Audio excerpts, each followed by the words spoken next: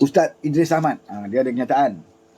Dia kata PAS tidak akan mahu bersama dengan kerajaan perpaduan. Lebih ulas lah. Sebab dia ulas, kenapa dia ulas macam tu? Sebab dia, bila dia baca kenyataan Datuk Seri Anwar Ibrahim bahawa kerajaan perpaduan terbuka kepada parti-parti lain yang nak bersama. Kenapa Datuk Seri Anwar Ibrahim kata gitu? Kerana wartawan tanya. Bukan Datuk Seri Anwar Ibrahim ni gila sangat duk ajak kau. Ya. Seperti Idris Ahmad cakap, dia kata, tengok PMBEK, dia kata, walaupun dah cukup jumlah lebih 23 majoriti, tetapi siang malam PMBEK nak ajak kita masuk kerajaan dia. Sorry lah Ustaz Idris, kamu perasan. Bila masanya PMBEK siang malam nak ajak kamu? PMBEK siang malam buat kerja untuk rakyat. Siang malam pergi luar negara, balik buat kerja. Tak ada masa nak fikir nak ajak lebay masuk parti, masuk kerajaan perpaduan. Tak ada masa. Kamu yang siang malam duk fikir nak terbuat atap. Kamu yang siang malam duk fikir nak terbuat atap. Lepas satu bulan lepas Ogos nak alih kerajaan. Baru ni hari Jumaat, sepatutnya alih kerajaan. Tak jadi juga, hari ni lagi Minggu. Nak tunggu pula hari Senin. Sebenarnya kamu yang bercakap di ceramah mana-mana pun, semua kerja apa yang kamu sebut adalah berkaitan dengan nak terbuat atap. Baru ni dibongkarkan oleh Abang Jo, Premier Sarawak. Dia kata dia ditemui oleh puak-puak itu dalam masa yang terbaru ni lah. Nak ajak Sarawak dan Sabah sertai mereka. Ini Abang Jo beritahu. Sebab Abang Jo jumpa Anwar baru ni di Putrajaya. Dia ingat bila dia bincang dalam gelap bersama Abang Jo tu, dia ingat benda ni tak sampai. Abang Jo beritahu Anwar. Dia dihubungi, ada usaha lagi nak terbuat atap, kata Abang Jo. Tapi Sabah dan Sarawak mengambil keputusan untuk terus bersama kerajaan perpaduan sehingga PRU16. Kecewalah mereka. Sebenarnya, saya nak beritahu Ustaz Idris, kamu yang siang malam duk kerja fikir terbuat atap. Bukan Anwar Ibrahim sekarang ini duk fikir nak ajak kamu masuk. Cukup sekali saja kita offer kepada kamu. Jangan perasan Ustaz Idris.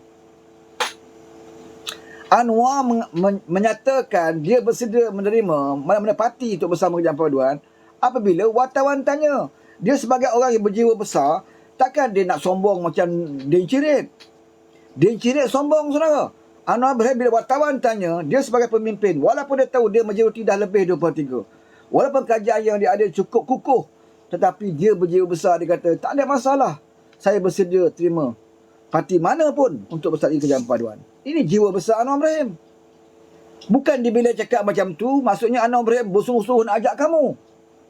Orang tanya, dia jawablah. Dan dia tidak sombong. Kalau Anwar nak sombong, boleh je dia beritahu. Tak mau, no. Kalau lebay tak payah, PAS tak payah. Kami dah cukup 23 majoriti. Kami dah cukup kuat. Kami tak perlu dah bersatu. Kami tak perlu dah lebay. Boleh je Anwar komen macam tu, kalau dia nak sombong. Tapi tidak. Walaupun dia tahu dia ada kekuatan, kerajaan dia ada kekuatan, tetapi dia berpegang kepada agama Islam, iaitu jangan kita tolak orang yang nak bersama kita, nak berkawan, nak bersahabat dengan kita, nak menyatukan. Jangan kamu tolak. Ini ayat Quran sebut wa'tasimu bihablillahi jami'a wala tafarraqu. Ini ayat ini supaya tidak ada perpecahan. Nanti tuduh pula PMBEK ini tidak ikut Al-Quran. Suka masyarakat berpecah, suka orang Melayu berpecah, suka orang Islam berpecah. Sebab itu Anwar kata dia bersedia terima. Tapi tanpa syarat lah. Janganlah nanti nak bersama dengan kerajaan perpaduan dan tak syarat Haji Hadi kena jadi duta khas Timur Tengah lagi sekali. Tak payah buat kerja. Tak boleh lah. Dengan Anwar tidak ada istilah makan gaji buta. Kamu tak buat kerja, kena tukar. Kamu lalai sikit, kamu kena tukar. Kamu tak betul nak urus kementerian, kamu kena tukar. Contoh macam baru ni, Menteri Sumber Manusia, Siva Kumar, yang tidak lagi dilantik sebagai Menteri Sumber Manusia. Dia okey, dia buat kerja okey, tapi siap sikit je bila berlaku pegawai dia ada masalah, bila SPM siasat pegawai dia. Bukan Siva Kumar yang melakukan amalan rasuah itu. Bukan Siva Kumar yang disiasat, tetapi pegawai kanan dia. Jadi sedikit sebanyak ada sedikit menjejaskan nama menteri. Bagi Anwar, walaupun menjejas sedikit, bagi dia kalau boleh nak elakkan. Sebab tu Siva Kumar kemungkinan tidak dilantik semula atas isu ini. Begitu sekali tegasnya Datuk Seri Anwar Ibrahim memantau serta ahli kabinet dia. Aku bagi kau jadi menteri, buat kerja betul-betul. Jaga pegawai-pegawai kau. Jaga kementerian kau. Jangan ada berlaku-berlaku perkara yang menjejaskan nama baik kerajaan perpaduan. Ya. Jadi kalau Perikatan Nasional Parti Lebai nak join kerajaan perpaduan, ya, dengan letakkan syarat nak jadi duta khas Timur Tengah, nak jadi duta khas Perdana Menteri, nak makan gaji buta, lupakanlah. Dan Anwar tak pernah pun, ya, gila talak. Kamu yang gila talak sekarang ni. Ha? Anwar tak ada masalah. Bagi Anwar cukup sekali. Kita dah offer dah, Agong dah offer dah sekali. Yang sombong kamu, bukan Anwar Ibrahim. Din Cirit tu berapa kali menunjukkan sikap sombong dia, saudara. Ingat tak malam selepas pengumuman pilihan raya, bila dia buat sidang PC, ya, buat sidang akhbar bersama dengan para penyokong dia. Waktu itu keputusan belum diumumkan lagi. Waktu itu SPR umumkan siapa bentuk kerajaan. Tak ada siapa boleh bentuk kerajaan ketika itu. Ya? Din Cirit buat sidang media. Dia kata dia yakin bahawa kita akan memerintah semula. Kita akan bersama Barisan Nasional. Kita akan bersama dengan GPS dan JRS, kata Din Cirit. Depan ramai. Kemudian ada wartawan tanya, apakah termasuk PH? No. No PH. Awal-awal lagi, saudara. Belum jadi kerajaan lagi. Belum tentu pun dia jadi Perdana Menteri. Tapi sombong sudah ada. Wartawan tanya, apakah gabungan nanti melibatkan PH? Oh, no. No PH. Tersengih-sengih Haji Hadi duduk sebelah. Tersengih-sengih. Ha? Walaon lebay-lebay belakang Muhyiddin. Bagus Muhyiddin, tegas. Tolak PH. Apakah ingat PH terkesan? Ha? Nak terkesan apa? Kita 82 modal waktu itu. Dia 74. Cuma dia berangan je lebih. Dah lah 74. Sombong waktu. Bodoh, sombong. Wartawan tanya, no PH. Kita sama BN, GPS, GRS boleh bentuk kerajaan. Dia dah berangan dah BN sama dengan dia. Walhal dia cuma dapat nak beli 10 orang je. Tapi dia kata BN sama dia. Dia bagi tahu GPS, ayuh bersama kami. BN dah bersama kami. Dia kelentong macam tu je GPS. Sebab tu GPS buat sidang media. Saudara masih ingat sidang media pertama oleh Abang Jo. Abang Jo kata dia akan bersetuju untuk membentuk kerajaan bersama dengan PN, BN, GPS, GRS. Ini Abang Jo sebut terus terang. GPS bersetuju membentuk kerajaan sama PN, ya, dalam PN bersama dengan BN, bersama dengan GPS, GRS. Sebab waktu itu Abang Jo telah dikelentong oleh Din Cirit mengatakan BN dah setuju bersama dengan mereka. Tetapi apabila BN mengeluarkan kenyataan media, ya, BN mengambil keputusan bahawa dia bersedia membentuk kerajaan perpaduan tanpa PN. Dia tak sebut dia bersedia, BN tak sebut bersama PH. Ha? BN tak sebut bersama PH ke, GPS ke, GRS tak sebut. Sidang media BN cukup bijak. Dia kata apa? Barisan Nasional mengambil keputusan bersedia menyahut titah ke bawah duli tuanku untuk mewujudkan kerajaan perpaduan tanpa PN. Sebab itu dia bersama dengan PH. Sebab itulah PN sekarang ni meroyan. Sebab itulah dia sekarang ni gila talak. Dia nak tarik UMNO. Dia nak pancing UMNO. Nak pancing Zahid tak boleh. Nak pancing Mak Hassan tak boleh. Last sekali letak satu orang jadi ejen dia dalam UMNO untuk memecah belahkan UMNO. Siapa dia? Ketua Penerangan yang baru-baru ni kena pecat. Hisham Jalil. Dia letak budak tu lah situ jadi pengacau. Tu Hisham Jalil tu macam merapu pom. Sepatutnya UMNO ni kena keluar bersama dengan PA sebab bersama dengan DAP. UMNO kalah kerana UMNO bersama dengan DAP. Sebab itulah UMNO kalah. Di Kemaman kita kalah teruk sebab kita bersama dengan DAP. Ini Hisham Jalil main jarum dalam UMNO. Cuma pemimpin UMNO dah tahu dah benda ni. Sebab itu Hisham Jalil terus dipecat. Jadi siapa lagi ejen yang ada sekarang? Ya. Ada lagi orang UMNO yang berani untuk jadi ejen kepada Lebay ni. Jadi ejen kepada PN. Buatlah. Memang kena pecat. Memang kena pecat. Bukan kerana kamu mengkritik Presiden UMNO, tetapi kamu membuat satu dakwaan yang silap, yang tak betul dan bertentangan dengan pendirian parti. Itu aja. Betul ke UMNO ni tak diterima kerana berkawan dengan DAP? Betul ke? Bawa fakta. Lokman Adam dah bawa fakta. Kamu yang menuduh ni tak bawa fakta. Hisham Jalil tak bawa fakta. Dia cakap mulut aja. Dia kata UMNO ni tidak boleh tarik sokongan orang Melayu dan kalah di Kemaman kerana sebab apa? Sebab orang Melayu, orang ahli-ahli UMNO ni tak suka UMNO kawan dengan DAP. Sebab itu mereka bagi kepada PN. Itu hujah Hisham Jalil. Fakta tak ada. Cakap kan tu, logik dia. Tapi Lokman Adam menjawab isu ni dengan fakta dia. Apa fakta dia? Bahawa UMNO ditolak oleh orang Melayu sebelum UMNO bersama DAP lagi. Masa PRU 15. Masa PRU 15, UMNO dengan Barisan Nasional bertanding bersendirian. Bukan bersama dengan PH. Dia bertanding dalam PRU 15 bersendirian. Tidak bersama dengan PH. Jauh sekali bersama dengan DAP. UMNO Barisan Nasional bertanding bersendirian. PH pun bertanding bersendirian. Ya. Parti PN, Parti Pengkhianat Nasional bertanding bersendirian. Semua bertanding bersendirian. Ketika itu UMNO tetap ditolak.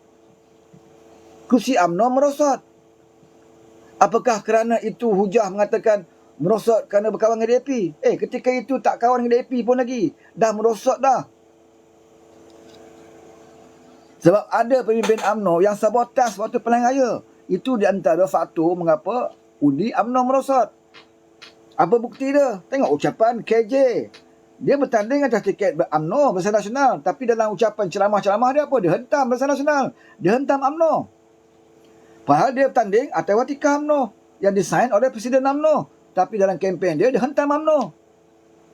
Antara ini adalah sebab faktor-faktor ketika itu orang tidak lagi memberi undi kepada UMNO. Sebab ada dalam UMNO sendiri, mereka ini yang melemahkan UMNO dari dalam. Bukan kerana DAP. Ketika itu tidak ada hubungan pun dengan DAP. Orang dah tolak dah UMNO ni.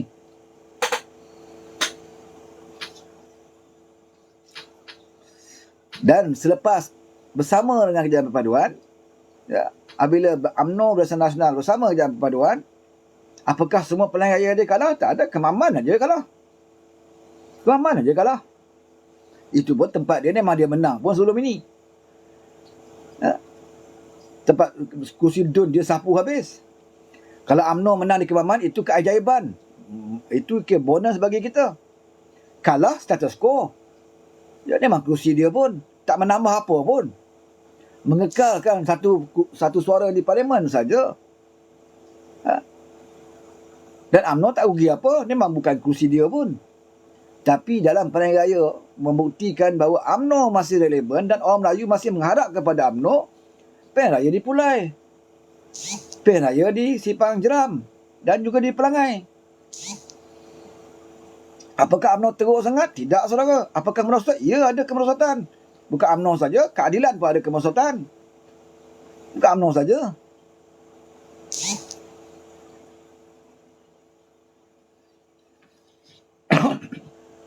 Mereka hanya gunakan alasan itu untuk memecahkan UMNO, itu saja. Dan hari-hari dia ucap jalan macam mana nak tarik UMNO. Haji Hadi kata apa? Saya sedang berusaha untuk mendapatkan sokongan pemimpin UMNO yang tidak suka kepada Zahid. Dan kita akan bentuk kerajaan. Ini orang yang bercakap tentang nak tebuk atap, nak ambil kerajaan, pokok dia lah. Tak ada masa Anwar nak fikir. Wahai Ustaz Idris, tak ada masa Anwar nak fikir, nak kemaruk ambil lebay ni. Anwar ni dalam politik dia bijak. Sebab itu Mahathir bila bagi peluang sekali, bila dia khianat, Anwar tak fikir dah tentang Mahathir. Walaupun ada suara-suara mengatakan bagi peluang sekali lagi kat Mahathir. Tak ada. Anwar kata dah cukup bagi peluang ke dia. Sekali bagi peluang, kalau kau tolak dan kau khianat, no way. Sama dengan PAS. Anwar dah biasa berjuang bersendirian. Tanpa PAS, jangan ingat kita tidak boleh berjuang. Kita pernah berjuang tanpa PAS. Kita pernah berjuang bersama dengan PAS. Dan kita pernah berjuang tanpa PAS lagi sekali. Tak ada masalah. Pasti ada masalah. Waktu dia keluar Perkataan Rakyat dulu, wah bukan main hebat. Kan? Kita pas Kingmaker. Tuan Beri Tuan ceramah. Kita akan bertanding pilihan raya bersendirian. Kita akan jadi Kingmaker. Tuan-tuan, jadi Kingmaker ni tuan-tuan, ya, kita boleh pilih mana-mana gabungan yang kita nak masuk. Wah, dia tak tunjuk dia korang dia cerdik lah. Ya. Walaupun dia katik, tetapi dia kata akal dia panjang. Ha? Dia kata kita jadi Kingmaker. Kita boleh pilih mana-mana gabungan yang kita nak. Kemudian, bila kita bentuk kerajaan bersama mereka, kalau ada perkara yang melanggar Islam, ya, melanggar dasar dan prinsip kita, kita akan tarik sokongan, tumbang kerajaan, dia kata. Oh, dia punya teori cukup cantik, saudara. Ya? Walaupun bertakbir, kata walaupun. Oh, bijak pas. Oh, jadi Kingmaker. Kita penentu. Kena ikut cakap kita. Tak ikut cakap kita, kita tarik sokongan kerajaan tumbang. Takbir, kata walaupun. Last sekali apa yang berlaku? Kingmaker jadi apa? 33 bulan. Kingmaker jadi apa? Kingmaker jadi King Joker. King Joker, saudara. Tak mampu nak tarik sokongan. Walaupun mereka ketika itu ada 18 ahli parlimen. Ahli parlimen paling banyak dalam Perikatan Nasional. Mereka tak mampu nak tarik sokongan. Sebab mereka dah merasa nikmat dunia. Dah rasa kursi empuk di Putrajaya. Dah jadi menteri. Dah rasa bagaimana naik kereta mewah. Dah rasa duduk di pejabat mewah. Dah rasa ada bodyguard. Dah rasa ada orang bentangkan kapet merah dalam program-program sebagai menteri. Ada menteri yang ada escort lagi. Dah rasa duduk makan gaji puluh ribu tanpa buat kerja. Seronok pula makan gaji buta, kata Haji Hadi. Sebab itu mulut terkunci. Apabila dedak-dedak dunia disumbatkan ke dalam mulut lebay, terkunci habis, saudara. Kingmaker jadi King Joker. Jadi pelawak semua dalam kerajaan Perintah Nasional 33 bulan. Apa tak pelawaknya? Judi daripada 8 kali cabutan, naik ke berdua-dua kali. Lebay boleh kata dia tak tahu. Dia tak tahu, dia kata. Bila dia persoalkan dalam parlimen, kenapa kamu tak bantah ketika itu? Kami tidak tahu. Yang naikkan judi itu Tengku Zafrul. Tahu pula kamu Tengku Zafrul naikkan judi. Kamu kata kamu tak tahu. Dia nak tuduhlah Tengku Zafrul itu sekarang bersama kita. Dia kata zaman dia dulu Tengku Zafrul yang naikkan. Itu zaman Tengku Zafrul bersama kamu. Tengku Zafrul bersama kami, dia tak buat kerja tak senonoh tu. Itu bezanya Tengku Zafrul berada di bawah kepimpinan Den Cirit berbanding Tengku Zafrul berada di bawah kepimpinan PMX. Sebab tu saya selalu ulang, ikan busuk bermula di kepala. Kepala tu, kalau kepala tu Den Cirit, kepala yang tidak tahu apa-apa, pemalas seperti mana Tengku Rozali sebut, yang fikir nak cari duit saja, maka menteri-menteri lain pun macam tu lah. Ada Perdana Menteri malas, menteri-menteri lain malas. Sekarang PMBEK rajin bekerja. Sebab tu Tengku Zafrul kita lihat rajin bekerja. Dia sendiri sebut. Sampai tak larat nak ikut Datuk Seri Anwar Ibrahim kalau buat program kat luar. Tengok Zamri Kadir, dunia prestasi macam mana. Lepas ni tengok Mak Hassan, dunia prestasi macam mana. Sebab berada di bawah kepala yang rajin buat kerja. Bila kepala rajin bekerja, menteri malu nak malas. Tapi kalau kepala Den Cirit, ayah lain tu tercirit-cirit lah buat kerja. Tercirit-cirit duduk dalam pejabat, tak buat apa. Jadi Duta Khas Timur Tengah, makan gaji buta. Jadi Menteri Agama, tak tahu apa. Tu derih mak yang duduk sembang besar ni. Apa dia buat sebagai Menteri Agama? Masuk-masuk pejabat je, selfie tunjuk dia solat dalam pejabat. Itu bukan tugas kamu. Setakat baca khutbah atas masjid, nak tunjuk. Dia Menteri Agama boleh baca khutbah atas masjid. Bersepah orang lain baca khutbah atas masjid. Kat kampung aku ni, ya, orang tua orang tua yang dah pakai tongkat tu pun, dia lah cukup khutbah tak minggu. Boleh jadi menteri. Anwar Ibrahim suruh apa pun. Suruh jadi imam. Suruh jadi makmum. Suruh baca Quran. Suruh dia baca khutbah. Suruh jadi imam solat jenazah. Boleh. Tak salah. Apa masalahnya? Tak perlu jadi menteri agama.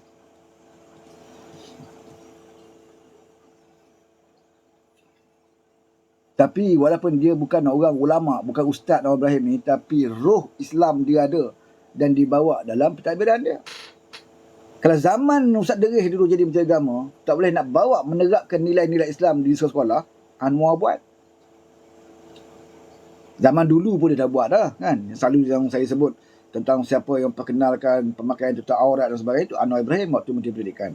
Sekarang ni dia bawa diserap. Diserap apa yang diserap? Hadis 40 Imam Nawawi diserap dari sekolah-sekolah. Yang Ustaz Derih tak buat pun dulu. Apa lagi dia buat? Mengutamakan kebersihan. Bagi Anwar Ibrahim dalam Islam tu kebersihan penting. Sebab itu kita nak solat kena wuduk dulu. Kebersihan itu penting. Kebersihan sebahagian dari iman. Maka perbaiki tanah-tanah yang kotor-kotor, yang rosak-rosak. Ini Anwar buat.